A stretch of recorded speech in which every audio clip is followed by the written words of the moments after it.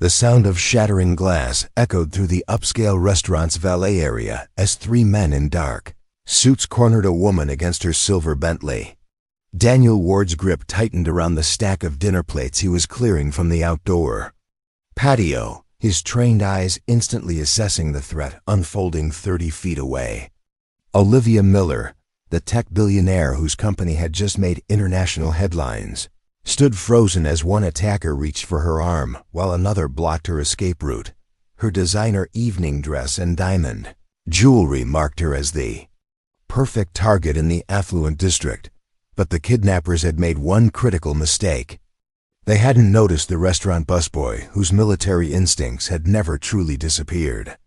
Daniel's mind automatically calculated angles, distances, and tactical advantages muscle memory from a life he'd left behind to raise his 8-year-old daughter. As the lead attacker lunged forward, Daniel moved. The ceramic plates became projectiles, then shields, then weapons. Just a busboy, they'd assumed. They were about to discover how wrong they were about the former Special Forces operative hiding in plain sight. Before we jump back in, tell us where you're tuning in from, and if this story touches you, make sure you're subscribed, because tomorrow, I've saved something extra special for you. The ceramic dinner plate flew through the evening air with deadly precision, striking the first attacker's wrist just as his fingers closed around Olivia Miller's arm. The distinctive crack of breaking bone echoed through the upscale courtyard of La Meridian restaurant, causing the well-dressed patrons inside to turn toward the commotion beyond the floor-to-ceiling windows. Daniel Ward moved through the chaos with fluid grace that seemed impossible for someone wearing a restaurant busboy's uniform. The second plate in his hands became a shield, deflecting the stun gun that the lead kidnapper had drawn from his jacket. In one continuous motion, Daniel swept the attacker's legs while driving his elbow into the man's solar plexus, dropping him to the decorative brick pavement. The third attacker, realizing this was no ordinary restaurant worker, reached for something metallic inside his coat. But Daniel was already moving, his combat boots finding purchase on the Bentley's hood as he launched himself forward. The wooden serving tray he'd been carrying moments before connected with the man's temple with a hollow thud, and suddenly the upscale valet area fell silent except for the groaning of three incapacitated kidnappers. Olivia Miller stood frozen against her luxury vehicle, her emerald evening gown somehow still pristine, despite the violence that had erupted around her. Her dark eyes were wide with shock as she stared at the man who had just saved her life using nothing more than restaurant supplies and movements that belonged in a combat zone, not outside one of Blackstone City's most exclusive dining establishments. Daniel quickly scanned the perimeter, his trained gaze checking for additional threats while his hands automatically moved to zip-tie the attackers using the plastic bands he kept in his work apron, a habit from another life that had served him well. Tonight, the whole confrontation had lasted less than 30 seconds, but for Olivia, it felt like the world had shifted on its axis. "Are you hurt?" Daniel asked, his voice calm and controlled despite the adrenaline coursing through his system. His question snapped Olivia back to reality, and she shook her head mutely, still processing what she had just witnessed. In the distance, sirens wailed as someone inside the restaurant had called for help.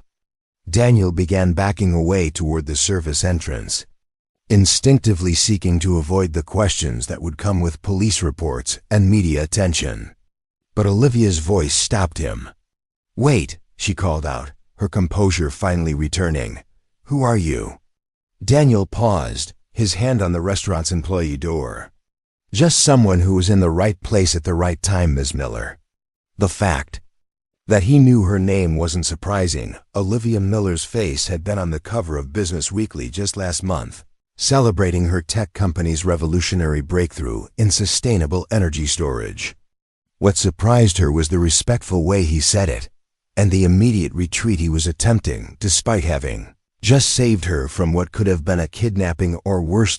As police cars pulled into the valet area and officers began securing The scene. Daniel slipped through the service door and back into the restaurant's bustling kitchen.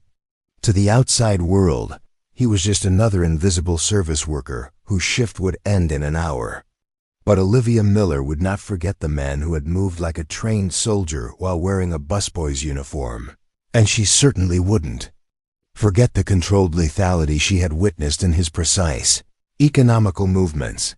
The lead detective would later describe the incident as remarkably clean, with 3 suspects subdued using minimal necessary force. The security footage would show a brief altercation that ended quickly, though the camera angles made it difficult to see exactly how one man had taken down 3 armed assailants so efficiently. But Olivia knew what she had seen.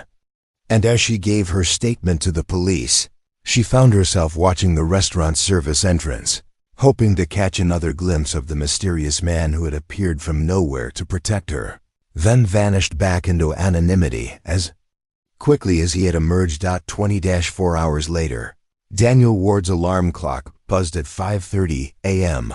in the modest 2-bedroom apartment he shared with his daughter on the 3rd floor of a converted brownstone in Millfield Heights. The neighborhood wasn't fancy, but it was safe, affordable, and had good schools, the 3 criteria that mattered most to a single father, raising an 8-year-old on a restaurant worker's salary. His morning routine was executed with the same precision that had once guided him through hostile territories in 3 different countries. Physical training came first: 200 push-ups, 300 sit-ups, and a 5-mile run through the tree-lined streets while most of the city still slept. By 6:45, he was back home, showered, and preparing breakfast for his daughter. "Morning, sunshine," he called softly as he knocked on Ava's bedroom door. The 8-year-old emerged with tousled blonde hair and her father's striking blue eyes, clutching a stuffed elephant that had seen better days. "Did you make pancakes?" she asked hopefully, padding into the kitchen in her favorite pajamas, the ones covered in astronauts and rockets that reflected her current obsession with space exploration.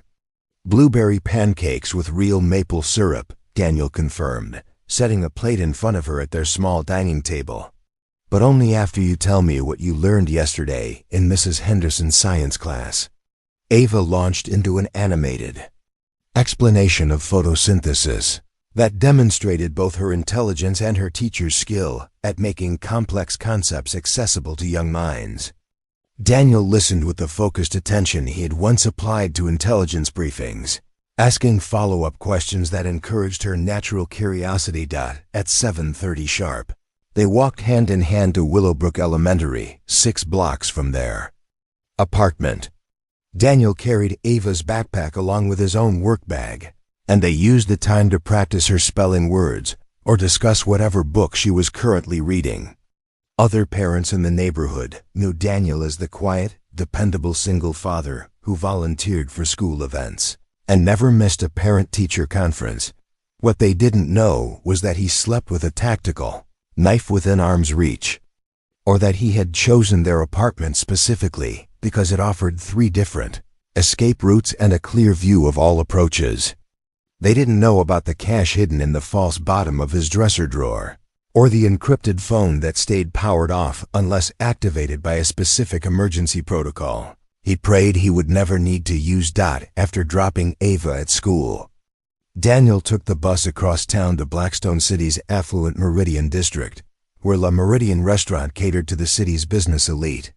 He had worked there for 18 months, arriving early, staying late, and maintaining the near invisibility. That made him perfect for the service industry. The general manager, Patricia Kozlov, considered him her most reliable employee, always punctual, never called in sick, and somehow able to handle difficult customers with a calm professionalism that diffused tension before it could escalate. Other kitchen staff knew him as someone who kept to himself but was always willing to help with heavy lifting, or cover an extra shift when someone's car broke down or a family emergency arose. They respected his work ethic and his quiet competence, though none of them could have imagined that his knife skills had been honed in contexts far more serious than food preparation. Daniel's days at La Meridian followed a consistent pattern. Prep work in the morning, lunch service, a brief break, then dinner service until closing. He worked efficiently and methodically, whether he was washing dishes, bussing tables, or helping with food preparation. The work was honest and stable, two qualities that had become invaluable to him after the chaos of his previous life. During his break times, Daniel would often sit in the restaurant's small employee courtyard, reading books about early education or child development that he borrowed from the public library. He was constantly educating himself about how to be the best father possible to Ava, making up for the fact that he was learning parenthood through trial and error rather than the traditional two-parent partnership he had originally envisioned. Irony wasn't lost on him that he now worked in the same district where titans of industry made deals worth millions of dollars while he earned an hourly wage clearing their tables. But Daniel had made peace with this new reality. Success, he had learned, wasn't measured in salary figures or professional accolades. It was measured in a little girl's laughter, in perfect attendance at school plays, and in the knowledge that he was present for every important moment of his daughter's life. His co-workers occasionally tried to draw him into conversations about his past, curious about the faint scars on his hands or the way he seemed to notice everything happening around him. But Daniel deflected these inquiries with gentle humor and subject changes, maintaining the carefully constructed boundary between his present and his past. Preparing and narrating this story took us a lot of time. So if you are enjoying it, subscribe to our channel. It means a lot to us. Now back to the story. As the evening shift began and La Meridian's dining room filled with Blackstone City's business elite, Daniel moved through his duties with the same quiet professionalism that had made him nearly invisible for the past year and a half. He was just another service worker in an expensive restaurant, as forgettable as the luxury cars parked outside. That evening, Daniel's world revolved around a small figure bent over homework at their kitchen table. Ava had spread her math worksheets across the surface, her tongue poking out slightly in concentration, as she worked through multiplication problems that seemed to genuinely challenge her for the first time in her academic career.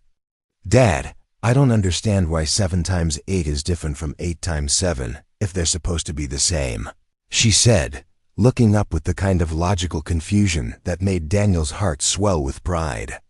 "Show me what you mean, sweetheart," he said, settling into the chair beside her. This was the moment that made everything else worthwhile. The late nights at the restaurant, the aching feet, the careful budgeting that meant generic cereal instead of name brands. This quiet time when his daughter trusted him with her questions and frustrations was more valuable than any commendation he had ever received. They worked through the math together, with Daniel using small objects from around the apartment to demonstrate the concepts visually. Ava was a kinesthetic learner, something he had discovered through careful observation and research into different learning styles. She understood concepts better when she could manipulate physical objects rather than just looking at numbers on a page. "There," she said triumphantly after successfully completing a particularly difficult problem. "I got it. 7 groups of 8 things is the same as 8 groups of 7 things, because they're the same amount of things total." "Exactly right," Daniel confirmed, ruffling her hair. "You're getting really good at thinking through problems step by step." After homework came their evening ritual, dinner preparation together. Ava stood on a step stool beside the stove, carefully stirring pasta while Daniel prepared a simple marinara sauce from scratch. Cooking together served multiple purposes. It taught her practical life skills, gave them time to talk without distractions, and allowed Daniel to stretch their grocery budget by preparing meals at home rather than relying on expensive convenience foods. "Mrs. Henderson says we're going to start learning about the solar system next week," Ava announced as she carefully added cheese to their pasta. "She says maybe we can build a model for the science fair." "That sounds like an excellent project," Daniel replied, already mentally calculating the cost of supplies and thinking, about how he could help her create something impressive without breaking their budget. We could make the planets to scale and research interesting facts about each one. Ava's eyes lit up with excitement. Could we make Saturn's rings actually spin? And maybe Jupiter could light up because it has that big red spot? Daniel smiled at her enthusiasm, even as he wondered how he would figure out the engineering required to make a planetary model with moving parts. But that was tomorrow's problem. Tonight was about encouraging her curiosity and letting her dream. Big about what was possible. After dinner, they moved to the living room for reading time. This was Daniel's favorite part of the day, 30 minutes, when they would curl up together on their second-hand couch while Ava read aloud from whatever book had captured her imagination. Currently, they were working through a series about a young girl who solved mysteries with her pet cat, and Ava did different voices for each character that never failed to make Daniel laugh. When it was time for bed, Daniel tucked Ava into her small room, which he had painted pale yellow and decorated with glow-in-the-dark stars on the ceiling. As she settled under her covers, she looked up at him with a serious expression that meant she had been thinking about something important. "Dad, why do some kids have moms and dads, and I just have you?" The question hit Daniel like a physical blow, even though he had been expecting it for months. Ava was becoming more aware of family structures around her, and it was natural that she would wonder about her own situation.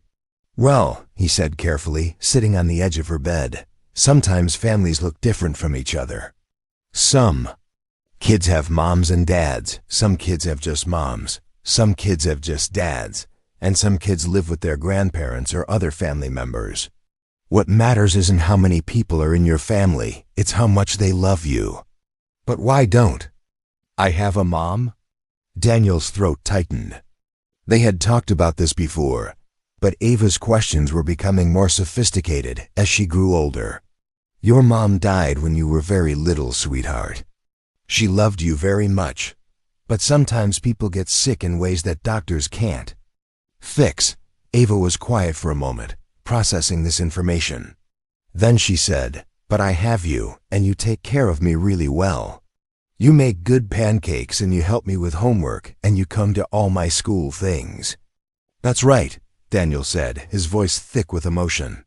"And I will always take care of you, no matter what. That's a promise." "I know," Ava said with the simple confidence that children have in their parents. "You're really good at taking care of people. I bet you could take care of anyone." As Daniel turned off her light and kissed her forehead goodnight, her words echoed in his mind.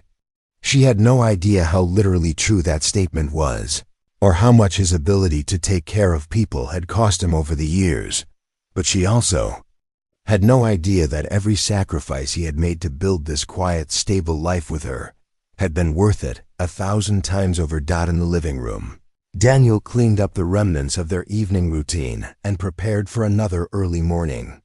As he moved through these simple domestic tasks, his mind was already planning the next day, Ava's school schedule, his work shifts, the groceries they needed, the small repairs their apartment required. This was his mission now, more important than any operation he had ever undertaken, raising his daughter to be confident, curious, and kind. Everything else, his past, his lost career, the skills that sometimes surfaced in unexpected moments, was secondary to this fundamental purpose. 3 years ago, Daniel Ward had been someone else entirely. Staff Sergeant Daniel Ward of the 75th Ranger Regiment, a man whose expertise in close-quarters combat and tactical operations had made him invaluable to his unit during 4 deployments across 2 different theaters of operation. His service record was exemplary, his commendations numerous, and his future in the Army seemed secure, until everything changed in a single devastating week. The mission had been routine, by Army standards, extraction of a high-value intelligence asset from a hostile zone in the mountains of Afghanistan. Daniel's team had successfully completed similar operations dozens of times, and they approached this assignment with the confident professionalism that came from years of working together seamlessly, but intelligence reports had been incomplete. What should have been a simple extraction turned into a 48-hour siege when their extraction point was compromised by enemy forces, who had been tracking their target for weeks. Daniel's team found themselves protecting not just their asset, but also a group of local civilians' families, with young ones who had been caught in the crossfire. The rules of engagement were clear. The mission came first. Civilian casualties were acceptable if necessary to complete the objective. But when Daniel looked at those families, huddled in terror while bullets flew over their heads, he saw Ava's face in every frightened expression.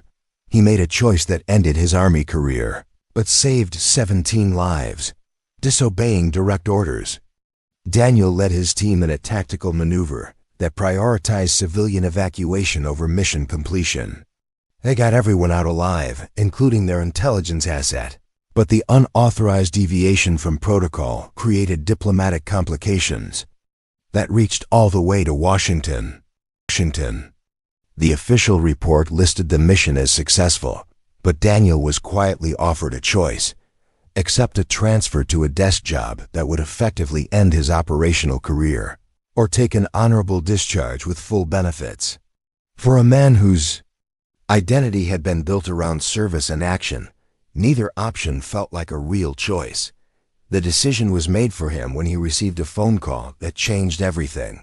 "Sergeant Ward?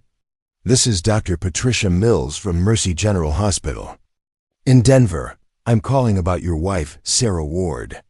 Sarah had been driving home from her job as a pediatric nurse when a drunk driver ran a red light. The impact killed her instantly, but somehow, miraculously, 18-month-old Ava had survived with only minor injuries. Daniel received the news while still dealing with the aftermath of his last mission, and suddenly the choice between a desk job and civilian life became irrelevant.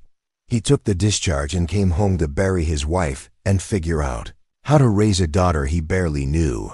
The transition from soldier to single father had been the most difficult operation of his life.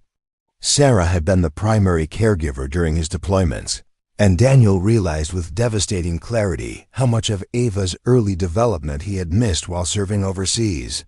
She was walking and beginning to talk, but she didn't really know him beyond the occasional video calls and brief visits between deployments.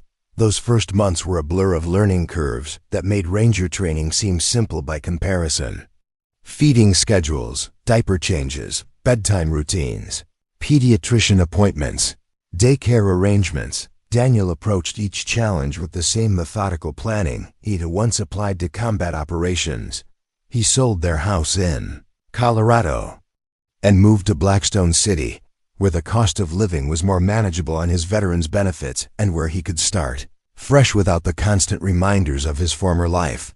He found work first in construction, then in restaurant service, discovering that his ability to remain calm under pressure and pay attention to details made him well suited to the fast-paced environment of commercial kitchens. The first year was the hardest. Ava went through a phase where she cried for her mother every night, and Daniel would hold her for hours, feeling completely helpless in the face of grief that he couldn't fix with tactical planning or professional competence. He read every parenting book he could find, attended support groups for single fathers, and gradually learned that being a good parent required a different kind of strength than being a good soldier. Slowly, they built their routines and their bond. Daniel discovered that Ava was brilliant, curious, and surprisingly resilient. She adapted to their new life with the flexibility that children possess, and gradually began to see Daniel not just as the man who fed her and put her to bed, but as her primary source of comfort and security. The hardest part was not the daily logistics of single parenting, but the isolation from his former life. Daniel's army buddies tried to stay in touch at first, but the distance between his new reality and their continued service created a gap that grew wider over time. He couldn't relate to their stories about new deployments and training exercises, and they couldn't understand why he seemed content clearing tables and changing diapers. He made peace with this separation gradually, coming to realize that his Priorities had fundamentally shifted in ways that made his old life feel like it had belonged to someone else. The adrenaline highs of combat operations paled in comparison to the quiet satisfaction of helping Ava with her homework or seeing her face light up when she mastered a new skill. But the training never left him. His situational awareness remained heightened, his combat reflexes stayed sharp, and his protective instincts operated on a hair trigger whenever he sensed potential danger. He had learned to control these responses in civilian settings, but they were always there beneath the surface, ready to emerge when needed. The incident at La Meridian had been the first time in 3 years that Daniel's former skills had been necessary, and the experience had stirred up feelings he thought he had successfully buried. The familiar surge of adrenaline, the clarity of purpose during crisis, the satisfaction of protecting someone who couldn't protect themselves. It had all come flooding back with an intensity that surprised him. As he lay in bed that night, listening to Ava's steady breathing through the thin wall between their rooms, Daniel wondered if he had made the right choice in walking away from that life so completely. Not because he regretted his decision to prioritize his daughter, but because he was beginning to realize that his skills and experience might still have value beyond the restaurant industry. 2 days after the incident at La Meridian, Daniel's carefully constructed routine was disrupted by an unexpected visitor. He was helping Ava with her homework when the apartment building's buzzer rang, indicating someone was requesting access to the 3rd floor. "Are you expecting someone, Dad?" Ava asked, looking up from her science worksheet where she was labeling the parts of a flower. "No, sweetheart," Daniel replied, immediately alert. In 18 months of living in this building, no one had ever buzzed their apartment unannounced. He moved to the intercom with the cautious approach that had become second nature, positioning himself where he could see both the front door and Ava while maintaining cover behind the kitchen counter. "Yes," he said into the speaker. "Mr. Ward? This is Olivia Miller. I was hoping I could speak with you for a few minutes." Daniel's grip tightened on the intercom. The CEO finding his home address was concerning on multiple levels, not least because he had been so careful to keep his personal information private. "I think there's been some mistake, Ms. Miller." "Please," she said, and there was something in her voice that made Daniel pause. "I just want to thank you properly for what you did the other night. I have some information I think you should know." After a moment's hesitation, Daniel buzzed her up, then quickly moved to Ava's side.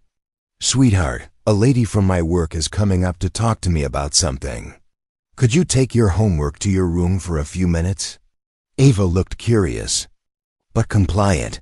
"Is everything okay?" "Everything's fine," Daniel assured her, though his tactical instincts were already assessing potential threats and escape routes.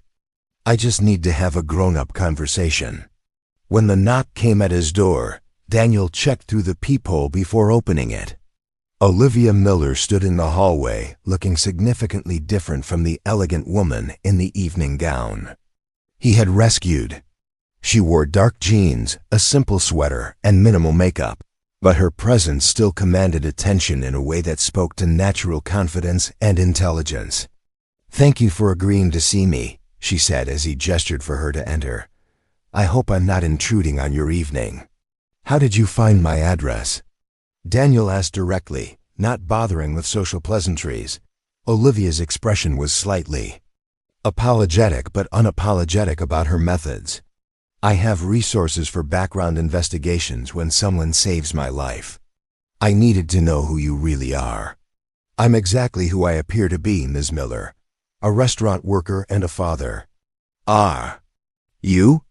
Olivia moved to the living room but remained standing, her eyes taking in the modest apartment with its second-hand furniture and Ava's school projects displayed on the refrigerator. Because Daniel Ward the busboy doesn't show up in any employment records before 18 months ago. Daniel Ward the busboy has no digital footprint, no social media presence, and pays for everything in cash. Daniel felt the familiar tension that came with having his cover examined too closely. Some people prefer privacy. And some people have reasons for staying invisible, Olivia countered. Staff Sergeant Daniel Ward of the 75th Ranger Regiment received an honorable discharge 3 years ago after 4 deployments and multiple commendations for valor under fire. The silence stretched between them while Daniel processed the implications of her knowledge. Finally he said, "What do you want, Ms. Miller?" Instead of answering immediately, Olivia reached into her purse and pulled out a manila folder. The 3 men who attacked me weren't random criminals. They were professionals, corporate espionage specialists with connections to several hostile foreign intelligence services. They weren't trying to kidnap me for ransom. They were trying to extract information about my company's research projects. She opened the folder and showed Daniel photographs and documents that looked like intelligence briefings. Quantum Leap Technologies has developed breakthrough battery technology that could revolutionize everything from electric vehicles to grid storage for renewable energy. Several competing nations and corporations would pay enormous sums to steal or sabotage our research. Daniel studied the documents, his trained eye automatically analyzing the threat assessment and risk factors. "Why are you telling me this?" "Because yesterday, someone tried to hack into my home security system. Today, my head of security discovered surveillance equipment planted in my office. Whoever sent those men isn't giving up. They're escalating their efforts." "Call the FBI," Daniel said, though he was already seeing the tactical challenges in protecting someone with Olivia's public profile and business responsibilities. "I have," she replied. "But federal investigations take time, and these people are moving fast.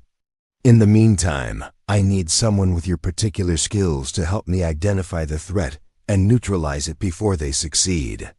Daniel shook his head. "I'm not in that business anymore, Ms. Miller. I have responsibilities here that matter more than any security contract." "I'm not offering you a contract," Olivia said quietly. "I'm asking for your help because you're the only person who has demonstrated both the ability and the inclination to protect me from these people." From Ava's room came the sound of her practicing piano, a keyboard they had bought used from a neighbor.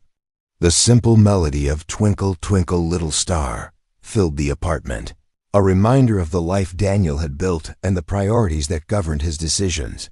"I can't," he said firmly. "My daughter needs stability, not a father who disappears into dangerous situations."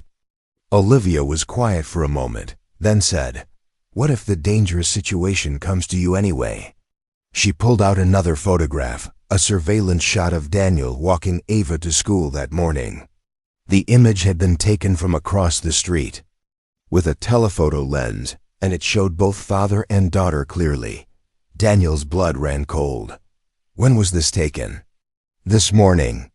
My security team found it being transmitted to an encrypted server overseas. Whoever is targeting me knows about you now, Mr. Ward.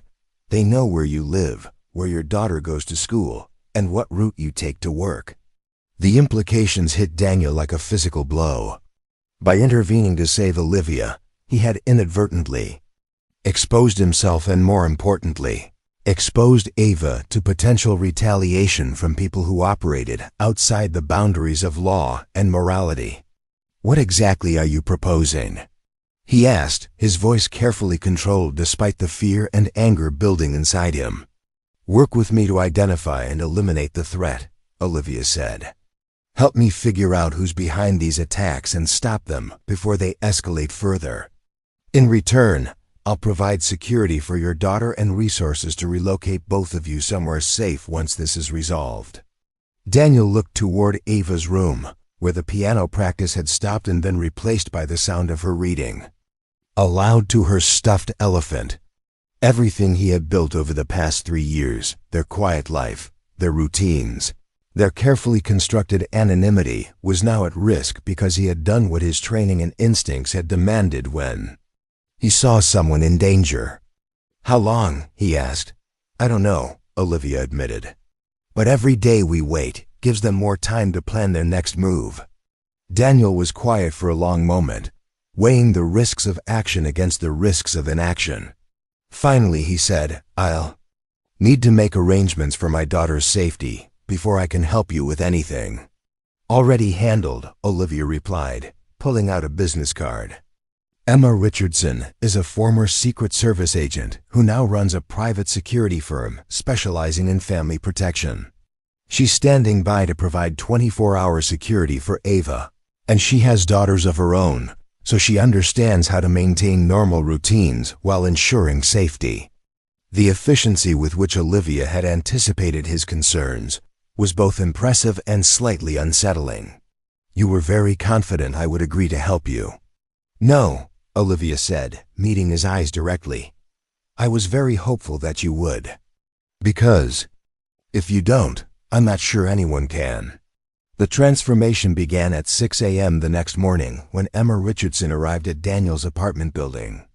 Through his peephole, Daniel observed a woman in her late 30s with auburn hair pulled back in a practical ponytail, wearing dark slacks and a blazer that concealed what he immediately recognized as tactical gear. Her posture and the way she scanned the hallway before knocking marked her as someone with serious protective training. "Mr. Ward? I'm Emma. Miss Miller sent me to discuss security arrangements for your daughter." Daniel opened the door and was immediately impressed by Emma's directness. She didn't waste time with small talk or attempt to minimize the seriousness of the situation.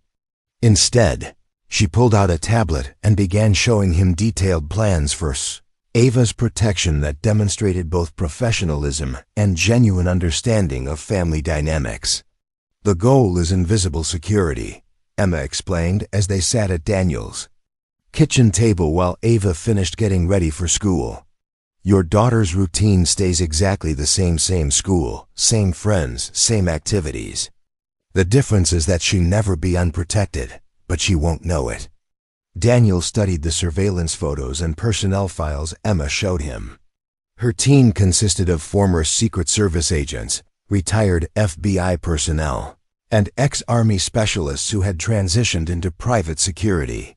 Each profile showed extensive experience in family protection, with particular expertise in maintaining normal routines while providing comprehensive security coverage. How many agents? 4-person rotation. 2 on close protection, rotating every 12 hours. 2 on perimeter security, covering your school and your building. All of them have experience with family protection, and 3 of them have young ones of their own. Emma's tablet displayed detailed floor plans of Willowbrook Elementary, showing sight lines, access points, and emergency protocols that her team had already coordinated with school security. The level of preparation was both impressive and sobering, reminder of how serious the threat had become. "What does she know?" "That's up to you," Emma said. Some parents prefer complete transparency. Others choose to present it as new friends or temporary helpers. Given her age, I'd recommend a middle approach. Explain that some people might want to bother her dad's friend. So Emma and her team are going to make sure everyone stays safe. When Ava emerged from her room, backpack in hand and ready for their morning walk to school, Emma introduced herself as someone who worked with Olivia Miller and would be spending time around their neighborhood to make sure everyone was safe. Ava accepted this explanation with the adaptability of youth, though Daniel noticed her studying Emma with curious eyes that reminded him of her mother's analytical nature. "Are you like a police officer?" Ava asked as they walked toward Willowbrook Elementary, unconsciously positioning herself between Daniel and Emma in a way that suggested she was already beginning to understand the protective dynamics. "Sort of," Emma replied, falling into step beside them while maintaining constant awareness of their surroundings. "My job is to make sure good people stay safe from bad people who might want to cause trouble." "Is someone trying to cause trouble? For my dad?" Daniel exchanged a glance with Emma, who handled the question with practiced ease. "Some people might be upset with Ms. Miller because her company makes really important inventions. We're just making sure everyone who helps her stays safe while the police figure everything out." The walk to school took on new dimensions as Daniel observed Emma's professional techniques. She identified potential threat vectors, memorized the faces of regular pedestrians, and positioned herself to maintain clear sight lines while appearing to be engaged in casual conversation. Her experience was evident in the way she managed to be completely alert while seeming relaxed and approachable. At the school, Emma positioned herself across the street with a clear view of all entrances while maintaining enough distance to avoid drawing attention from staff or other parents. Daniel watched her establish her post and felt a mixture of relief and unease. Relief that Ava would be protected, unease that such protection was necessary. "She's good," Daniel observed as he and Emma walked back toward his building after seeing Ava safely into her classroom. "The best," Emma confirmed. "Miss Miller doesn't take chances with anything important to her, and she made it very clear that your daughter's safety is her top priority." An hour later, Daniel found himself in an unmarked sedan with Olivia, heading toward Quantum Leap Technologies' headquarters in the city's Innovation District. The building was a gleaming 20-story tower of glass and steel that looked like it belonged in a science fiction movie, with curved walls and surfaces that seemed to shift color depending on the angle of view. "Impressive," Daniel commented as they pulled into the executive parking garage. "Function over form," Olivia replied, though there was pride in her voice. "Every design element serves a purpose. The windows are ballistic glass. The curves eliminate sniper sight lines, and the parking garage has 3 different exit routes. You built this expecting threats." "I built this expecting success," she corrected. "And success in the technology sector always attracts unwanted attention." The interior of Quantum Leap Technologies was even more impressive than the exterior. The lobby soared 3 stories high, with a digital waterfall cascading down one wall and interactive displays showcasing the company's innovations in sustainable energy storage. Employees moved through this space with the focused energy of people working on projects that excited them, and Daniel could see why Olivia had been successful in attracting top talent from established tech giants. But as they rode the executive elevator to the 20th floor, Daniel's tactical instincts were cataloging security vulnerabilities. The open floor plan that encouraged collaboration also eliminated cover and concealment. The floor-to-ceiling windows that provided spectacular views also offered potential access points for surveillance or worse. The electronic keycard systems that controlled access could be hacked by someone with sufficient expertise. "Tell me about your security protocols," Daniel said as they entered Olivia's corner office. For the next 2 hours, Olivia walked him through Quantum Leap's security systems, personnel files, and recent projects. What Daniel discovered was both impressive and concerning. The company's digital security was state-of-the-art, but their physical security relied heavily on technology rather than human intelligence and intuition. "Your system is designed to stop casual industrial espionage," Daniel observed, studying the building schematics on Olivia's wall-mounted displays. "But the people targeting you are operating at a much higher level. What do you see that we're missing?" Daniel moved to the windows and began pointing out sight lines from neighboring buildings, potential entry points that the electronic sensors might miss, and gaps in coverage that could be exploited by someone with advanced training. "Your security team is thinking like corporate executives protecting intellectual property. These people are thinking like military operatives conducting an extraction. So what do? "We think like them," Daniel replied, his analytical mind already working through countermeasures and tactical responses. "We identify their objectives, anticipate their methods, and turn their advantages into vulnerabilities." The next phase of their investigation took them to Quantum Leap's research and development labs, where Daniel got his first look at the battery technology that had made Olivia's company so valuable and so dangerous. The lab was a clean room environment filled with equipment that looked like something from a space program, and the scientists working there moved with the careful precision of people handling materials worth millions of dollars. "This is Dr. Arthur Beaumont, our lead researcher," Olivia said, introducing Daniel to a tall, thin man in his 50s with the distracted air of someone whose mind was usually focused on problems involving molecular structures and energy density calculations. "The breakthrough came 6 months ago," Dr. Beaumont explained as he showed them the prototype batteries that were no larger than smartphone power cells but could store 10 times the energy of conventional lithium-ion technology. "We've solved the safety and scalability issues that have plagued high-density storage for decades." "Who else knows the specific details?" Daniel asked. "The complete technical specifications." "Just the core research team, 5 people including myself. But the general principles and some of the manufacturing processes are known to perhaps 20 employees across different departments." Daniel studied the lab's security measures and personnel access logs, looking for patterns that might indicate insider involvement.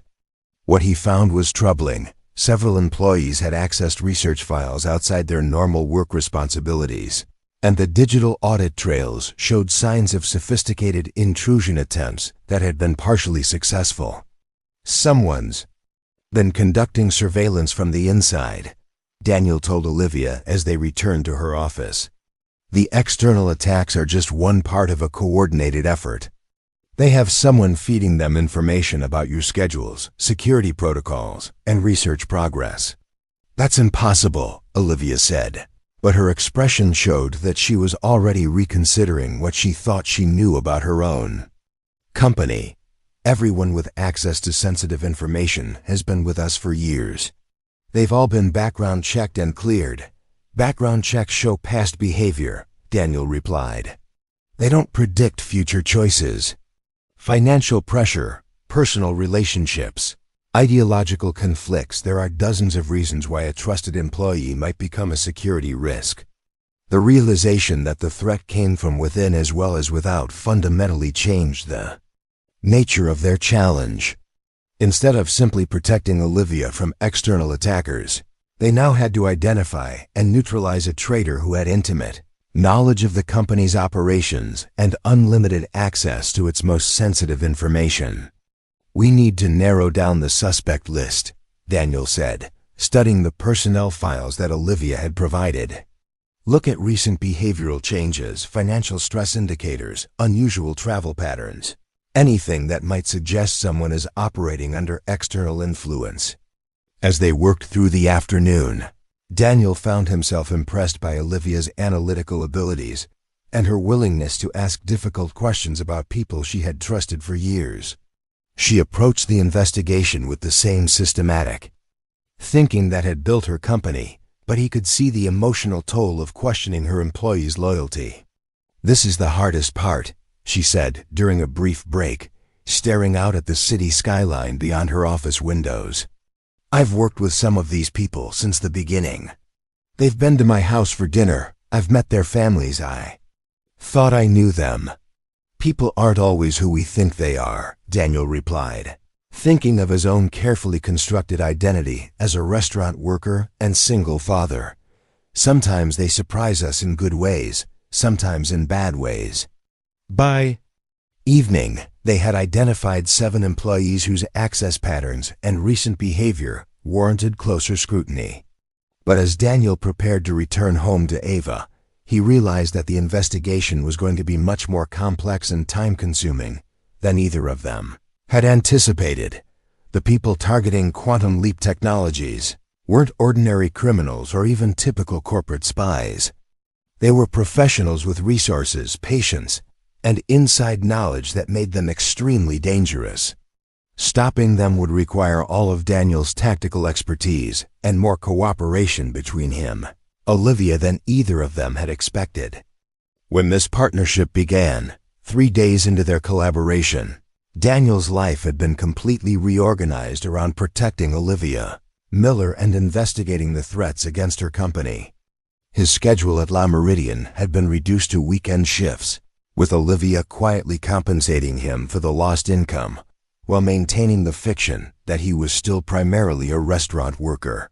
Emma Richardson had seamlessly integrated herself into Ava's routine, becoming the friendly neighborhood security expert who happened to be around whenever Ava was walking to school, playing in the park, or attending her after-school piano lessons. To Ava, Emma was simply another adult who had become part of their expanded circle, someone who knew interesting facts about safety and had exciting stories about her previous work protecting important people. Emma says she used to travel all over the world keeping people safe, Ava announced one evening as Daniel helped her with homework. She's been to Dubai and London and Tokyo. She says maybe someday when everything is quiet again, we could visit some of those places. Daniel felt a pang of something he couldn't quite identify, not jealousy exactly, but awareness that Emma's presence in their lives represented possibilities and experiences he couldn't provide on his own. That sounds like it would be an adventure, he said, pushing aside the complex emotions that came with accepting help from others. His days now began at 5 a.m. with a secure phone call from Olivia, reviewing the previous night's intelligence reports and planning the day's activities. The encrypted communication device she had provided allowed them to coordinate without using conventional phones that could be monitored or hacked. "We've identified the surveillance equipment," Olivia reported during one of these early morning calls. "It's more sophisticated than we initially thought, military-grade stuff that requires significant technical expertise to deploy and operate." Daniel was pulling on his workout clothes as he listened, maintaining his physical training routine even as his priorities shifted. That confirms professional involvement. Corporate espionage firms don't typically have access to that level of technology. There's something else. Our IT security team found traces of the intrusion software. It's the same signature that was used in attacks against defense contractors last year. The implication hit Daniel immediately. Foreign intelligence service. That's what we're thinking. Someone with state-level resources is very interested in our battery technology. The stakes had just escalated dramatically. What had begun as corporate espionage was now potentially an operation involving foreign governments seeking to steal technology that could have significant military and economic applications. Daniel's protective instincts, already heightened by threats to Ava's safety, intensified as he realized they were dealing with adversaries who operated by entirely different rules than conventional criminals. His investigation methods evolved accordingly. Instead of simply reviewing personnel files and financial records, Daniel began conducting the kind of counterintelligence analysis he had learned during his Army service. He studied travel patterns, communication metadata, and behavioral indicators that might reveal foreign recruitment or coercion. "I need access to your employees' complete digital footprints," he told Olivia during one of their afternoon strategy sessions in her office.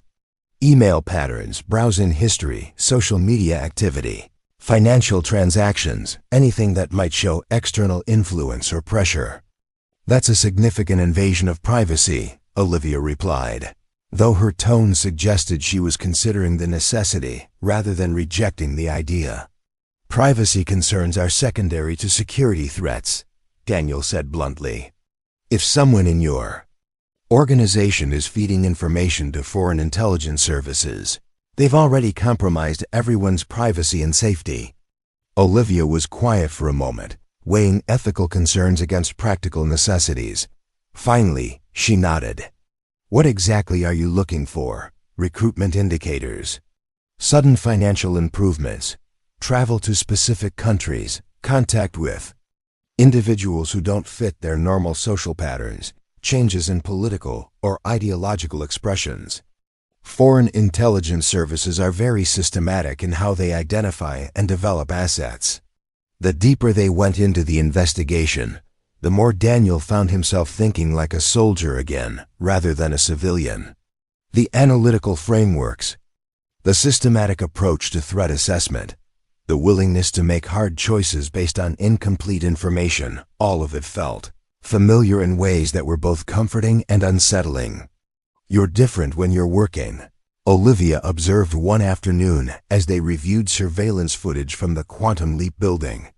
More focused, more decisive. "This is what I was trained for," Daniel replied, not looking away from the screens showing employee movement patterns throughout the facility. Pattern recognition, threat analysis, operational planning. "I spent 8 years developing these skills. Do you miss it?" The question caught him off guard, partly because he had been avoiding asking it himself. "I miss the clarity," he said. "Finally. When you're in a combat zone, the objectives are clear, the stakes are obvious, and the metrics for success are unambiguous. Civilian life is more complicated, but less dangerous." "Usually," Daniel agreed, thinking about the current situation that had brought exactly the kind of danger he had tried to leave behind directly into his family's life. Their working relationship deepened as they spent more time together, developing the kind of professional trust that allowed them to anticipate each other's thinking and coordinate their efforts seamlessly. Olivia's strategic mind complemented Daniel's tactical expertise, and they began functioning as an effective team in ways that surprised both of them. "I understand why you were successful in the Army," Olivia said one evening as they finalized plans for monitoring several suspect employees. "You think 3 steps ahead and prepare for contingencies that most people wouldn't consider." "You do the same thing in business," Daniel replied. "The skills are transferable. Except in business. The consequences of failure are financial. In your world, they were life and death." "They still are," Daniel said quietly, thinking about Ava asleep at home under Emma's protection, and about Olivia's safety becoming increasingly important to him for reasons that extended beyond professional obligation. During their second week of investigation, Daniel's analysis began revealing disturbing patterns that suggested the threat was even more complex than they had realized. The surveillance of Quantum Leap wasn't limited to foreign intelligence services. There were also indicators of domestic corporate espionage, financial manipulation, and what appeared to be coordination between different hostile actors. "Look at this," Daniel said, showing Olivia a timeline he had constructed from various data sources. "The foreign intelligence contacts began 6 months ago, right after your battery breakthrough was announced. But the financial irregularities in your company go back almost 2 years. What kind of irregularities?" "Someone has been manipulating your stock price through coordinated trading patterns, probably to accumulate a significant position before attempting a hostile takeover. The foreign espionage is just one vector of attack. There's also a financial assault happening simultaneously." Olivia studied the evidence with the kind of focused attention that had made her successful as a technology executive. "You're saying we're being targeted by multiple hostile actors with different objectives, but coordinated timing." "Exactly. Someone is orchestrating a complex operation designed to acquire your technology through multiple approaches: theft, corporate takeover, and possibly legal manipulation through regulatory capture." The scope of the conspiracy was staggering, involving levels of resources and coordination that suggested involvement by major corporations, foreign governments, and possibly corrupt elements within regulatory agencies.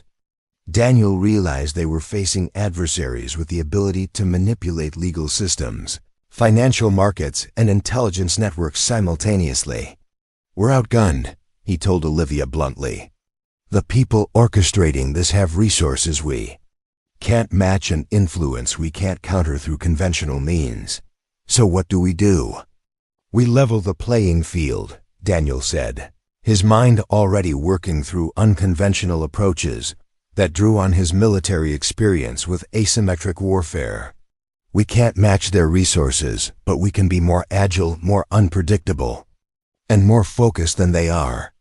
The breakthrough came during their second week of investigation, when Daniel's analysis of communication patterns revealed that Dr. Arthur Beaumont had been having regular contact with someone who didn't exist in any conventional databases. The phone number traced to a series of corporate shells that ultimately led to a known front for foreign intelligence operations. He's not a traitor by choice, Daniel concluded after reviewing the evidence. Look at the timeline. The contact began right after his daughter started her freshman year at Northwestern University. Someone approached him through her. Olivia stared at the evidence with a mixture of betrayal and sympathy. They're using his daughter as leverage. Classic recruitment technique. Find someone with access to valuable information and create pressure. Points that force cooperation. His daughter probably has no idea she's being used. What do? We turn the situation to our advantage, Daniel said, his mind already working through operational possibilities. Dr. Beaumont becomes our asset instead of theirs. The plan they developed required Daniel to reveal more of his background than he was comfortable with, but the operational necessities outweighed personal security concerns. When they confronted Dr. Beaumont in his lab after hours, Daniel introduced himself not as a restaurant worker helping with security, but as a former Army intelligence specialist working to protect Quantum Leap from foreign espionage. They told me they would hurt Sarah if I didn't cooperate, Dr. Beaumont confessed, the relief of finally being able to tell someone evident in his voice. They knew her class schedule, her dormitory room number, her friends' names. They said it would look like an accident. How much information have you provided? Daniel asked. Research summaries, production timelines, security protocols. Nothing complete enough to replicate our work, but enough to give them significant insights into our capabilities. That ends now, Daniel said firmly. We're going to help you protect your daughter, but you're going to help us identify and stop the people threatening her. Dr. Beaumont agreed immediately, eager to escape the impossible situation he had been trapped in. But as Daniel and Olivia developed their counter-operation, they both realized that they were now fully committed to a dangerous game that would require all of their combined skills and resources to win. The investigation had become something much larger than either of them had anticipated, a counterintelligence operation against foreign agents with the potential to impact national security.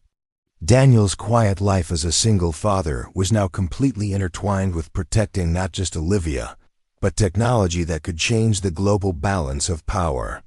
There's no going back to the way things were, Daniel told Olivia as they reviewed their operational plans late one evening in her office. Win or lose, this changes everything for both of us. I know, she replied, and he could see in her expression that she understood the full implications of what they were undertaking. Are you prepared for that? Daniel thought about Ava safely, asleep under Emma's protection, and about the future he wanted to build for both of them. I'm prepared to do whatever it takes to keep the people I care about safe. The commitment was mutual, total, and would demand everything they had learned about leadership, strategy, and survival in their respective careers. They were no longer just protecting a company or investigating corporate espionage. They were fighting for their freedom, their future, and their right to live without being controlled by forces that saw them as obstacles to be eliminated. Trap was set for the following Thursday evening, when Dr. Beaumont would deliver what appeared to be a complete technical specification for Quantum Leap's battery technology to his foreign handlers. In reality, the documents contained sophisticated disinformation that would mislead any attempt to replicate the technology while revealing the full scope of the intelligence operation targeting the company. Daniel spent 2 days conducting reconnaissance on the meeting location, a seemingly innocent coffee shop in the university district that provided perfect cover for intelligence exchanges. The establishment had multiple entrances, good sight lines, and enough ambient noise to mask conversation, making it an ideal choice for clandestine meetings. I count 3 possible surveillance positions and at least 2 escape routes, he reported to Olivia as they reviewed his tactical assessment. The meeting is scheduled for 7 p.m., which means they'll have watchers in position by 6:30. What about Dr. Beaumont's safety? Olivia asked. She had grown genuinely concerned about her lead researcher, seeing him as another victim of the forces targeting her company rather than a simple traitor. "He'll be wearing a wire and a GPS tracker," Daniel replied. "I'll have overwatch from across the street, and we'll have backup teams positioned at the exit routes. If anything goes wrong, we can extract him within 60 seconds. The plan seemed solid, with multiple contingencies and clear protocols for every foreseeable scenario. Daniel had coordinated with Emma's security team to ensure comprehensive coverage of the operation, while maintaining enough separation to avoid compromising their investigation if federal agencies were monitoring the area. But as Daniel positioned himself in the second-floor window of a bookstore across from the coffee shop, watching Dr. Beaumont enter the target building at precisely 7 p.m., his instincts were warning him that something was fundamentally wrong. The foreign intelligence operatives were too relaxed, too confident. Instead of the careful surveillance and security protocols he expected from professionals conducting a high-stakes operation, they seemed almost casual about the meeting. The handler who approached Dr. Beaumont was younger than anticipated, and his body language suggested excitement rather than the controlled caution that should characterize such an encounter. "Something's off," Daniel said into his encrypted radio, speaking to the backup team positioned around the area. "They're acting like this is routine rather than a critical intelligence exchange. Maybe they've done this so many times it has become routine," came Emma's voice through his earpiece. She was coordinating the operation from a mobile command post 3 blocks away, monitoring multiple communication channels and tracking all participants in real time. But Daniel's unease intensified when he observed a third person approaching the coffee shop, someone who didn't fit the profile of either intelligence operatives or casual customers. The man moved with the purposeful stride of someone with tactical training, and his eyes swept the environment in patterns that suggested counterintelligence awareness. "We've got a problem," Daniel said urgently into his radio. "Third party approaching. The target, army bearing, conducting counter-surveillance. This might be a setup." Before anyone could respond, Daniel's worst fears were confirmed. Instead of a simple document exchange, the meeting in the coffee shop erupted into controlled chaos as multiple teams of operatives revealed themselves simultaneously. Dr. Beaumont was surrounded not by foreign spies seeking technology secrets, but by what appeared to be federal agents conducting a sting operation. "Federal raid in progress," Daniel reported, watching as FBI windbreakers became visible throughout the coffee shop and surrounding area. "Dr. Beaumont is in federal custody. The Poutazine." Realization hit him with devastating clarity. The foreign intelligence operation had been detected and monitored by federal authorities, who had been conducting their own investigation, parallel to Daniel and Olivia's efforts. Dr. Beaumont's cooperation with the suspected spies had made him a target of federal prosecution, and their attempt to turn him into a double agent had inadvertently delivered him directly into the hands of law enforcement. "Get out of there," Emma's voice crackled through his earpiece. "Federal agencies don't know about our operation. If they identify you, it could compromise everything." But as Daniel prepared to withdraw from his surveillance position, he spotted something that made his blood run cold. Across the street, in the same building where the federal agents were conducting their operation, he caught a glimpse of a face he recognized from Quantum Leap's personnel files. Lucas White, the company's head of security, speaking quietly with someone who was clearly a federal supervisor. The betrayal was more complete than any of them had realized. The foreign intelligence operation had been a distraction designed to draw attention away from the real threat. Lucas White had been feeding information not just to foreign adversaries, but to federal agencies conducting their own investigation into Quantum Leap's technology. The company was being targeted from multiple directions simultaneously, with different government and corporate interests, all seeking to control or acquire Olivia's breakthrough innovations. "We've been played," Daniel said into his radio, his voice tight with controlled anger. "The head of security is compromised. He's been coordinating with federal agencies while we've been chasing foreign spies." "What does that mean?" came Olivia's voice through the communication channel. She was monitoring the operation from her office, where she had been waiting for news of their success in neutralizing the threat against her company. "It means the threat is bigger than we thought," Daniel replied, already planning their next moves. "We're not just dealing with corporate espionage or foreign intelligence. Someone in the federal government wants your technology, and they're using multiple approaches to get it." The scope of the conspiracy was staggering. Quantum Leap Technologies was being targeted by coordinated efforts involving foreign intelligence services, federal agencies, and internal corporate sabotage. Olivia's battery technology was valuable enough to attract attention from multiple competing interests, all of whom were willing to use illegal or unethical methods to acquire it. As Daniel watched federal agents securing the coffee shop and processing their detainees, he began to understand the true complexity of their situation.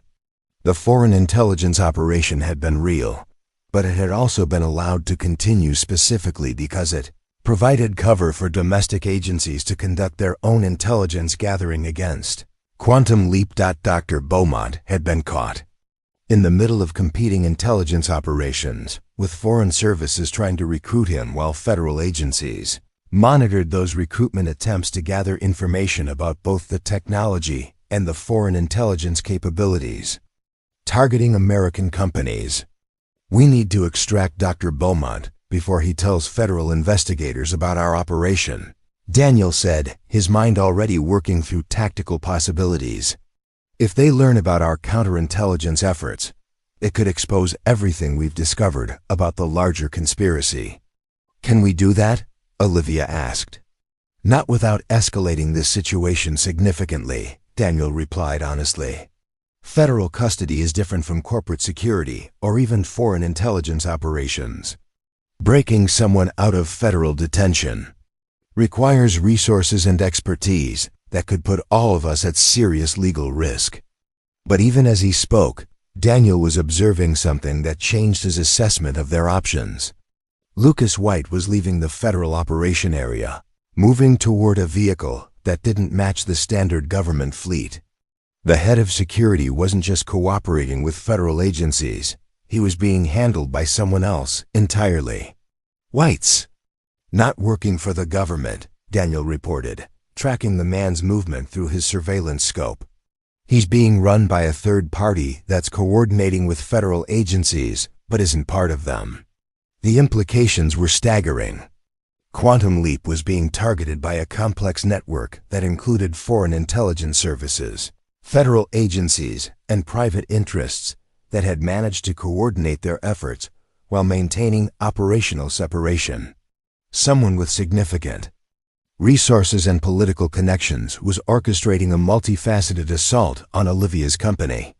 "Corporate takeover," Olivia said, her voice reflecting the realization that was hitting her. "Someone's using intelligence operations and federal investigations to weaken our position before launching a hostile acquisition." "That's my assessment," Daniel confirmed, watching as Lucas White disappeared into traffic while federal agents continued their operation. The foreign espionage creates justification for federal investigation. The federal investigation creates legal and financial pressure, and both situations create opportunities for a coordinated corporate acquisition at a severely reduced price. The magnitude of their situation was becoming clear. What had begun as protecting Olivia from kidnapping had evolved into uncovering a conspiracy that reached into federal agencies, foreign governments, and major corporate interests. The people orchestrating this operation had resources that could manipulate legal systems, intelligence networks, and financial markets simultaneously. "We're not equipped for this level of opposition," Daniel told Olivia through the encrypted communication channel. "We need to consider extraction options, getting you and your key personnel out of the country before these people can complete whatever they're planning." "I won't abandon my company," Olivia replied immediately. This technology could revolutionize sustainable energy and help address climate change. I won't let it be suppressed or controlled by people who care more about profit and power than about solving global problems. Daniel understood her position, but his protective instincts were focused on more immediate concerns. The conspiracy targeting Quantum Leap had tentacles, reaching into multiple government agencies and foreign intelligence services. Anyone standing in the way of their objectives would be eliminated through whatever means proved most effective: legal prosecution, physical elimination, or simply disappearing into detention facilities that operated outside conventional legal protections. Then we need to change our approach, Daniel said, watching the last of the federal agents clear the coffee shop while maintaining surveillance on the area where Lucas White had disappeared. We're not just protecting your company anymore. We're fighting for your survival against people who have the authority to make problems disappear permanently. As he prepared to withdraw from his surveillance position and rendezvous with Olivia, Daniel realized that their situation had fundamentally changed. They were no longer investigating corporate espionage or foreign intelligence operations. They were fighting for their freedom against a conspiracy that operated at levels where legal protections meant nothing and conventional resistance would be futile. The real battle was just beginning, and it would require every skill, resource, and contact they could marshal to survive what was coming next. Daniel's quiet life as a single father and Olivia's position as a technology executive were both now secondary to a much more basic objective: staying alive long enough to expose the truth and protect the people they cared about from forces that viewed them as expendable obstacles to much larger objectives. The emergency meeting took place at 2 a.m. in an abandoned warehouse in the industrial district, far from the surveillance networks that monitored downtown Blackstone City. Daniel had chosen the location specifically for its isolation and the tactical advantages it offered: multiple exit routes, clear sight lines, and enough space to maneuver if the situation deteriorated into violence. Olivia arrived first, accompanied by Emma Richardson and 2 other security specialists who had been protecting Ava throughout the crisis. The little girl was safely hidden at a secure location outside the city, under the protection of Emma's most trusted agents. But Daniel's protective instincts remained on high alert, knowing that his daughter's safety depended on the success of tonight's operation. The federal investigation has been suspended, Olivia reported, as they established their command post in the warehouse's main floor. Someone with significant political influence made calls that resulted in Dr. Beaumont being released on his own recognizance pending further review. That's not good news, Daniel replied, studying the satellite imagery and surveillance reports that Emma's team had compiled. It means our adversaries have enough political connections to manipulate federal agencies directly. The scope of the conspiracy had become clearer over the past 48 hours through Daniel's analysis of intercepted communications and financial records. Quantum Leap Technologies was being targeted by a coalition of interests that included foreign intelligence services, corrupt federal officials, and a major energy corporation seeking to prevent breakthrough battery technology from disrupting their market dominance. At the center of the conspiracy was Lucas White, who had been recruited not by foreign agents, but by Sterling Energy Corporation, a multinational conglomerate with enough political influence to coordinate complex operations involving multiple government agencies. The foreign intelligence involvement had been real but secondary. Sterling had allowed foreign espionage to continue because it provided cover for their own industrial sabotage and corporate acquisition efforts. Dr. Beaumont agreed to meet with U.S., Emma reported, monitoring communications through encrypted channels that Daniel had established using techniques learned during his Army intelligence training. He's bringing documentation that proves the federal investigation was compromised from the beginning. What about White? Still in the wind. After the federal operation, he disappeared completely. No credit card activity, no phone signals, No digital footprint. Professional extraction. Daniel nodded, unsurprised by the head of security's disappearance.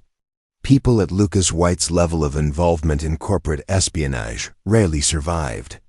To face prosecution, they either disappeared into witness protection programs or simply disappeared permanently, depending on how much liability they represented to their handlers. At 2:30 a.m., Dr. Beaumont arrived at the warehouse looking haggard, but determined.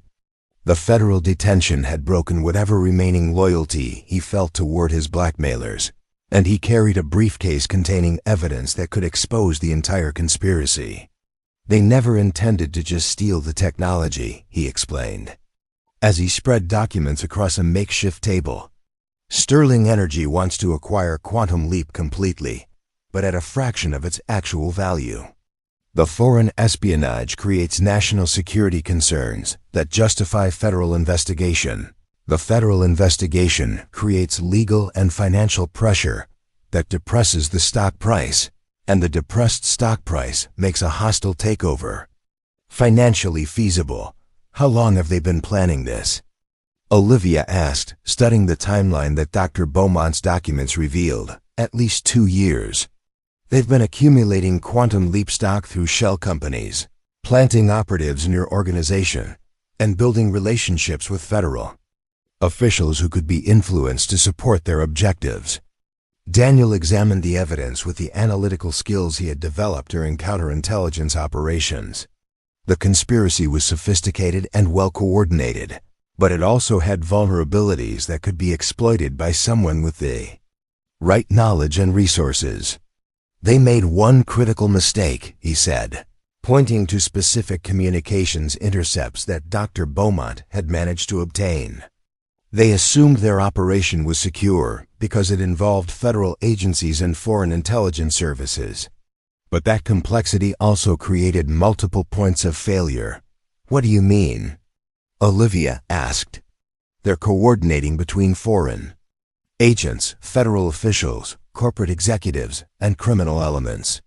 Each of those groups has different objectives, different security protocols, and different vulnerabilities. We can't take on the entire conspiracy, but we can exploit the contradictions between its component parts.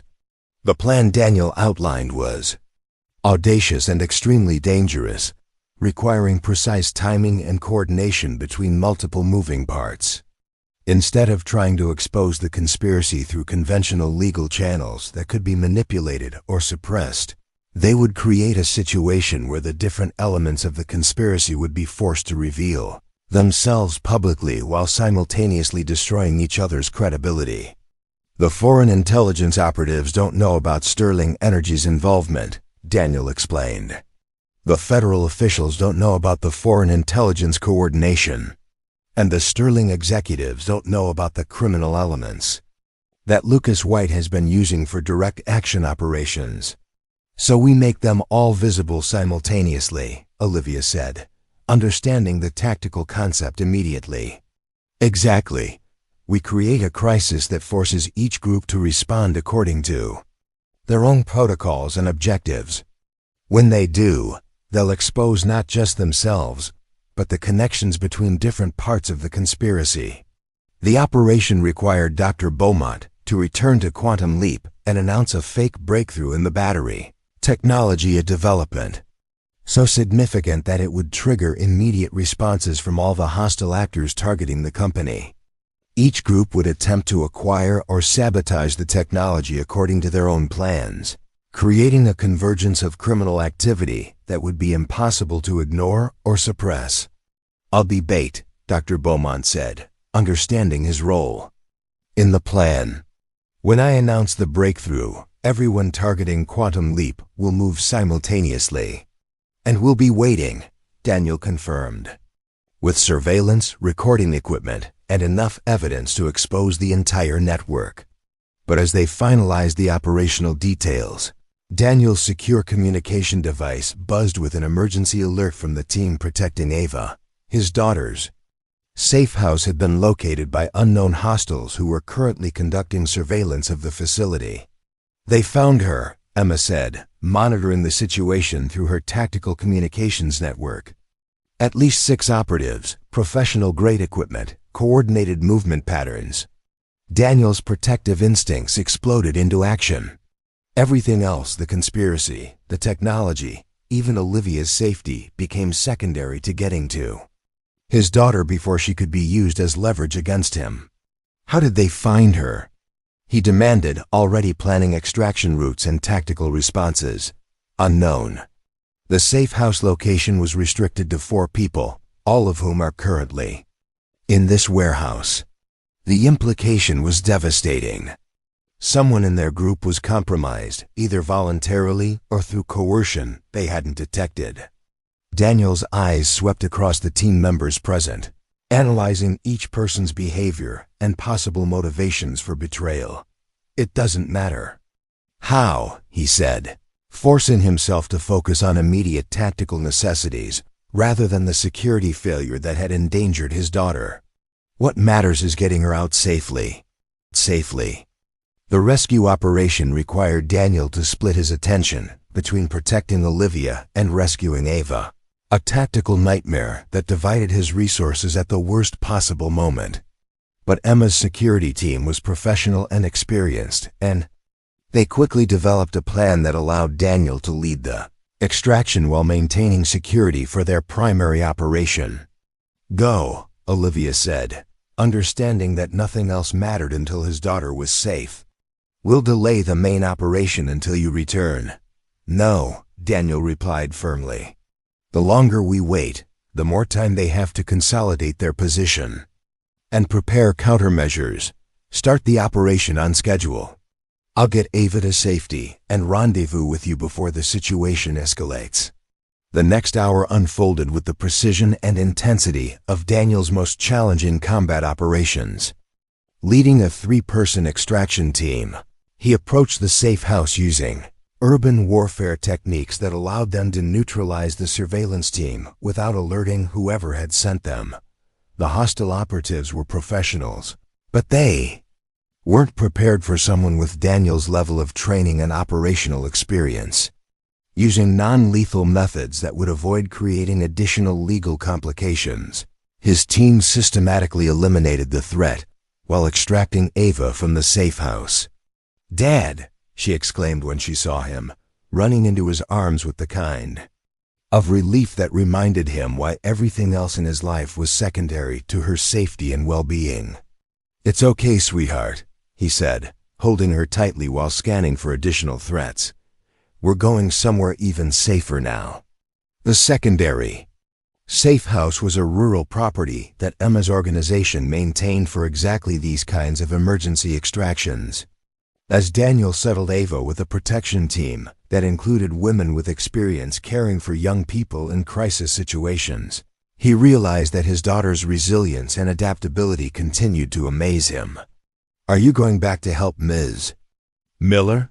Ava asked, demonstrating the perceptiveness that constantly surprised him. "Yes, some bad people are trying to hurt her and steal her inventions." "Will you be careful?" "I will be very careful," he promised, kissing her forehead. "And I will come back to you as soon as I can." By the time Daniel returned to the main operation, Dr. Beaumont had already announced the fake breakthrough, and the responses were beginning to cascade exactly as predicted. Foreign intelligence operatives were moving to acquire the technology through theft. Federal agencies were preparing to seize the research under national security provisions, and Sterling Energy's corporate acquisition team was accelerating their hostile takeover timeline. But the most dangerous response came from the criminal elements that Lucas White had been coordinating. Instead of subtle surveillance or legal manipulation, they were preparing for a direct assault on Quantum Leap headquarters, designed to acquire the technology through force and eliminate any witnesses who could expose their employers. 12 hostiles approaching the building, Emma reported from her surveillance post. Military-grade equipment, coordinated tactics, and what appears to be explosives for breaching operations. "Federal response?" Daniel asked. "Delayed by coordinated interference with their communication systems."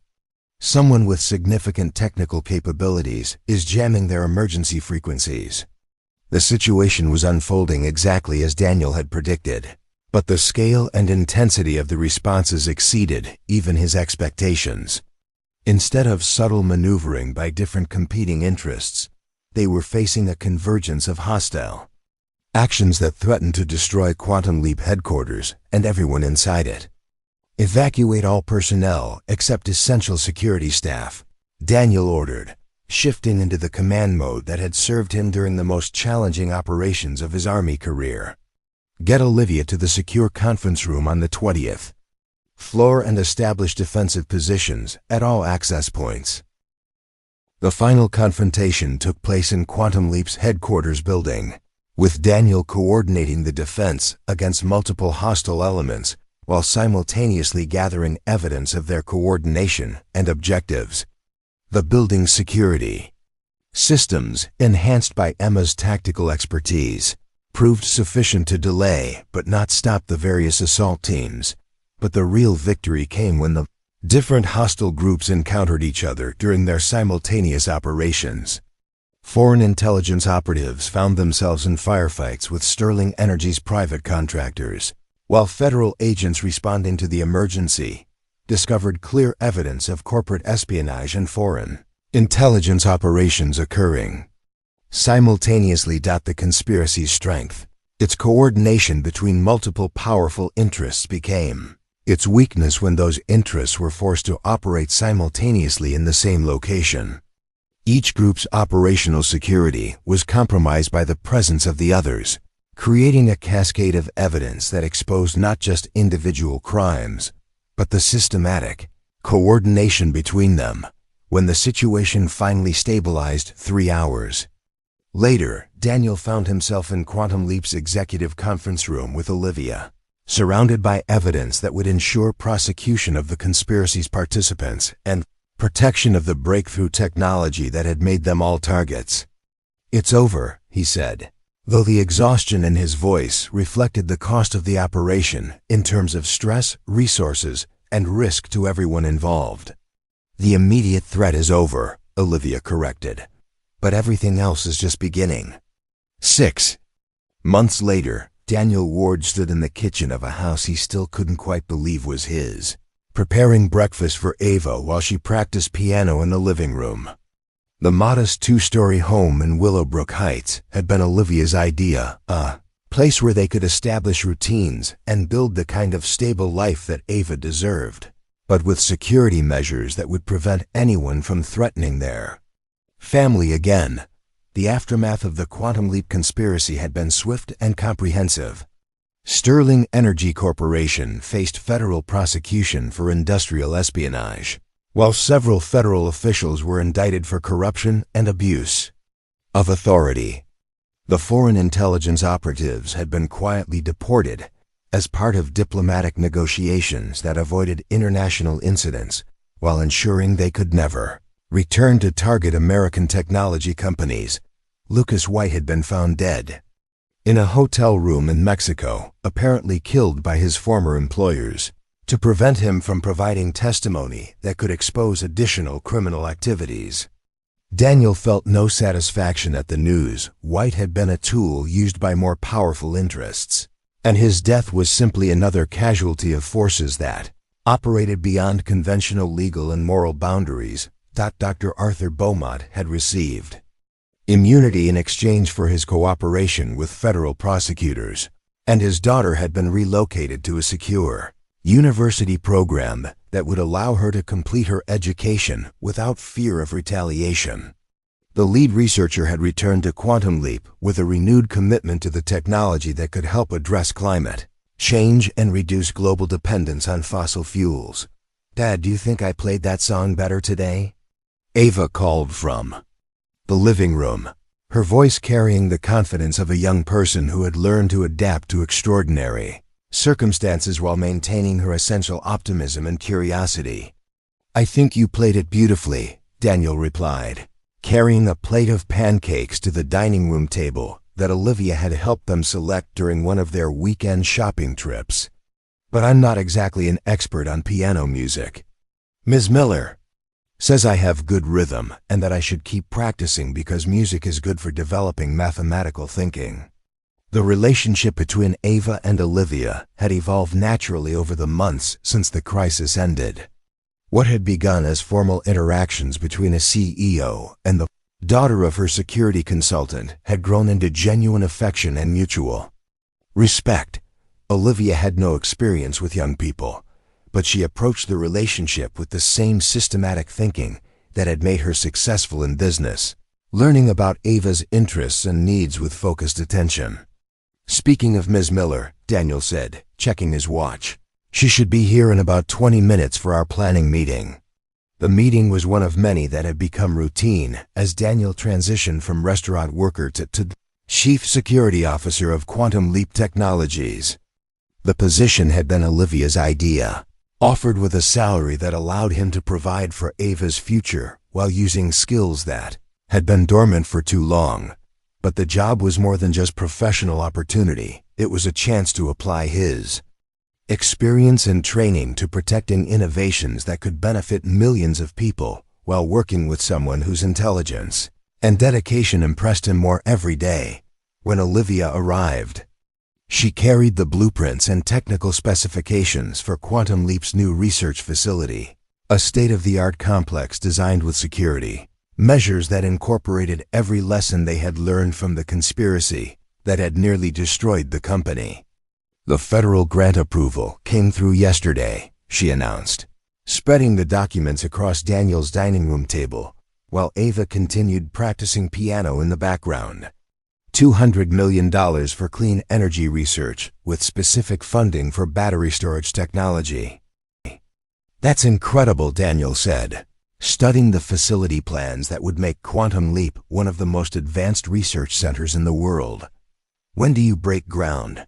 Next month. But there's something else I wanted to discuss with you. Daniel looked up from the blueprints, recognizing the tone in Olivia's voice that indicated she was approaching a subject that was important to her personally rather than just professionally. The new facility will require a complete security infrastructure, she continued. Physical security, personnel screening, counterintelligence protocols, emergency response capabilities. It's a position that would require someone with extensive experience in all those areas. You're offering me the job. I'm offering you a partnership, Olivia corrected. Chief of Security for the new facility, with equity participation and decision-making. Authority over all security matters. It would mean relocating to Colorado, but the schools there are excellent and the quality of life is significantly better than what you can provide here on a restaurant worker's salary. Daniel was quiet for a moment, considering the implications of what she was proposing. The position would be a significant step forward in his career, providing financial security and professional challenges that would allow him to build on his Army experience rather than simply leaving it behind. But more importantly, it would mean continuing to work with Olivia in an environment where their professional partnership could develop into something deeper and more personal. What does Ava think about Colorado? He asked. Why don't you ask her yourself? Olivia suggested, gesturing toward the living room where his daughter had finished practicing and was listening to their conversation with the careful attention of someone who understood that important decisions were being discussed.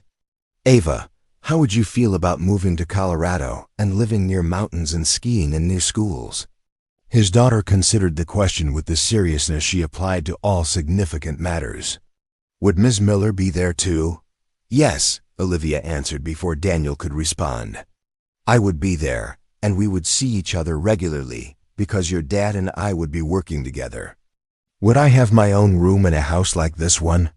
You would have your own room in an even better house, Olivia confirmed. With space for a garden if you wanted to grow vegetables, and maybe room for a dog if your dad agrees.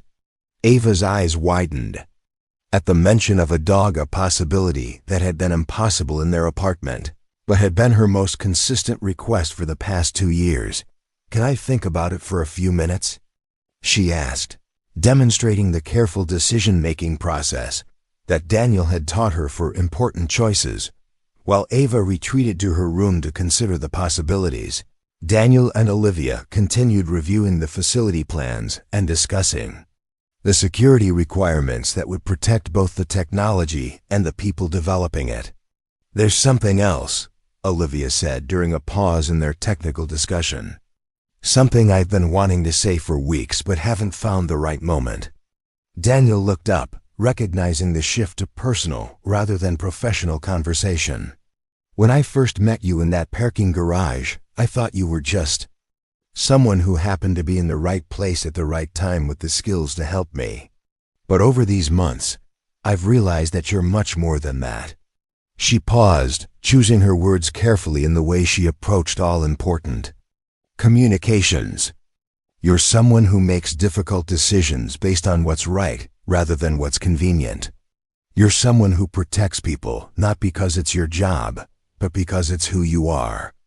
And you're someone who has raised an extraordinary daughter, while building a life that most people couldn't manage under normal circumstances, let alone after losing your wife and leaving your career." Daniel felt the familiar tightness in his throat that came when people acknowledged sacrifices he had made without expecting recognition or appreciation. "What I'm trying to say," Olivia continued, "is that I admire you not just as a professional colleague, but as a person.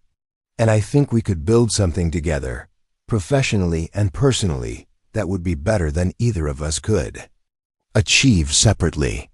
Before Daniel could respond, Ava returned to the dining room with a focused expression that indicated she had reached a decision.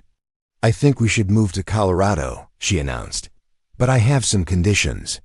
"Let's hear them," Daniel said, smiling at his daughter's negotiating approach. "First, I want to visit our new house before we move so I can see my room and make sure it's a good place for homework and reading." "That's reasonable," Olivia agreed. "Second, I want to keep in touch with Emma Richardson because she's my friend, and she taught me important things about staying safe." "Emma will always be welcome to visit us," Daniel confirmed. "Third, I want Ms. Miller to promise that she'd teach me about her inventions and maybe let me help with science projects that are appropriate for my age level." Olivia laughed, the first genuinely carefree expression Daniel had seen from her since they met. "I think I can promise that. You're already asking better questions about energy storage than some of my graduate research assistants." "And fourth," Ava continued, saving her most important condition for last, "I want Dad to be happy.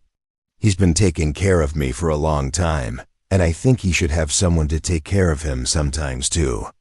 The simple statement, delivered with the clarity that only young people possess, cut through months of careful professional boundaries and unspoken personal feelings. Daniel realized that his daughter had been observing the growing connection between him and Olivia with the perceptiveness that had always characterized her approach to important relationships.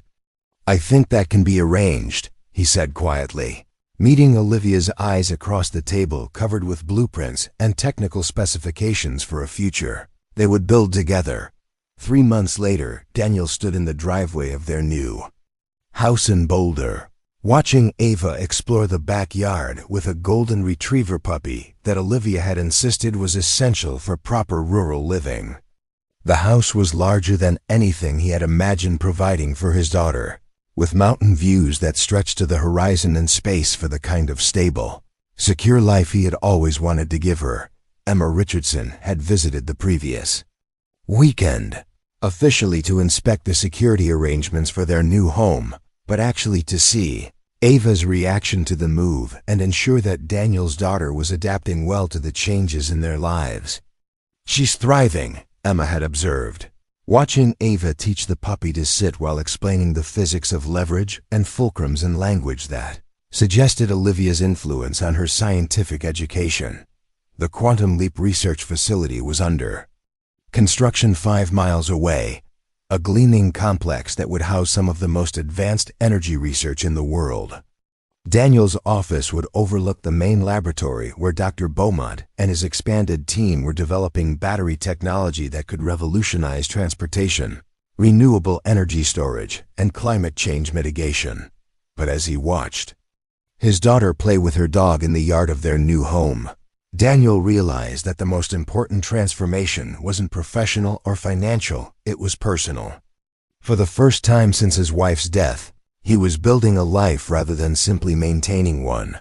When Olivia arrived that evening with takeout from their favorite restaurant and updates on the facility construction, she found Daniel and Ava on the back porch, reading together in the comfortable silence that had always characterized their relationship. "How was your day?" she asked, settling into the chair beside Daniel, while Ava continued reading aloud from a book about space exploration. "Perfect," he replied, understanding that the word applied not just to the day, but to the life they were building together. No grand declarations, no dramatic gestures. Just three people who had found in their own quiet way that sometimes the best security system is having someone who cares enough to protect what matters most. And sometimes the greatest innovations come not from technology or strategy, but from the simple decision to show up for each other, day after day, building something better than any of them could have achieved alone. The future stretched ahead of them with possibilities that none of them had imagined 6 months earlier. Professional challenges that would apply Daniel's skills to protecting innovations that could benefit the world. Educational opportunities that would nurture Ava's curiosity and intelligence. And personal relationships based on mutual respect, shared values, and the kind of love that grows slowly and sustainably over time. As the sun set behind the mountains, and Ava finished her chapter about the moons of Jupiter, Daniel realized that he had finally found what he had been searching for since leaving the army, a mission worth dedicating his life to, a place where his skills could make a positive difference, and a family that had chosen each other through circumstances that tested their courage, resilience, and commitment to protecting what they valued most. Up next, you've got 2 more standout stories right on your screen. If this one hit the mark, you won't want to pass these up. Just click and check them out. And don't forget to subscribe and turn on the notification bell so you don't miss any upload from us.